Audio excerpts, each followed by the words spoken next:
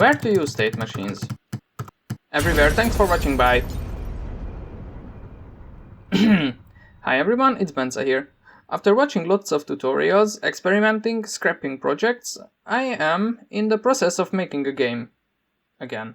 As you know, most games require a character the player can control, and with controllable character comes a controller script, and with controller scripts come the YouTube tutorials. There are many great character controller tutorials here on YouTube. I assume you are most familiar with Brecky's implementation, but of course there are tons more, fortunately for us, too many to count. One thing you might have noticed is that most of the controllers have basic ground movement, jumping and falling, and this logic is usually done by one single script. If there is, for example, an attack function, that is maybe in a separate script, but not always. This is fine, as long as you are not planning to make a complex controller. But sooner or later, you want your character to swim, climb, roll after falling from a higher place, have different attacks, get staggered by incoming damage, and so on. Putting all of these functions into a single script is going to be a nightmare, and this is where state machines come in. You probably know it by now, but a state machine is a machine that changes between states. Surprising, huh? You can set it up in many ways, but there are at least two types of components that are always needed. The state machine itself and the state, or multiple states, rather. Each state is only responsible for one action.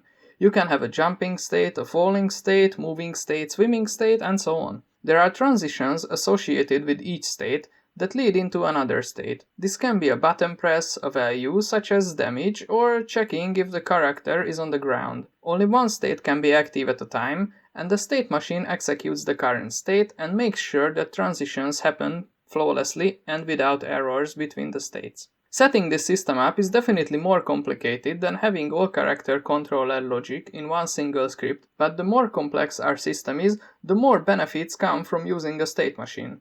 Besides character controllers, you can use state machines in other areas as well. The most commonly known use case is enemy AI. You can find many examples for enemy AI on YouTube, and in contrast with character controllers, most of these will use some kind of state machine out of the box. The simplest enemy AI state machines usually have three states: patrolling state, chasing state, and attacking state. You can spice things up by adding states for losing line of sight of the player, alerting other enemies, running away on low HP, etc. Thanks to the state machine system, adding these new states are relatively easy compared to extending one single script over and over again.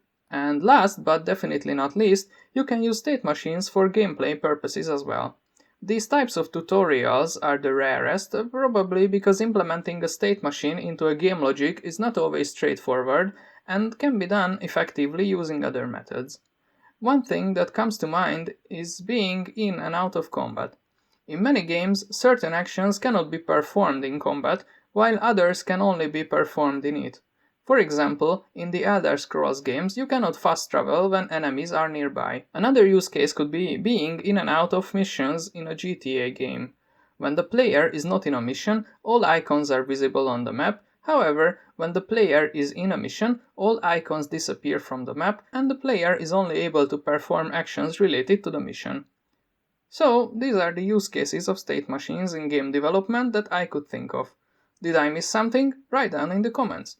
Last year, I made an endless runner game in which I used a state machine-like method to govern gameplay. I will be explaining how the game works in a future video. If you are watching this in the future, you can watch the video right here. In the meantime, you can play the game yourself if you want to. The link will be in the description. Thank you very much for watching. See you in the next one. Bye!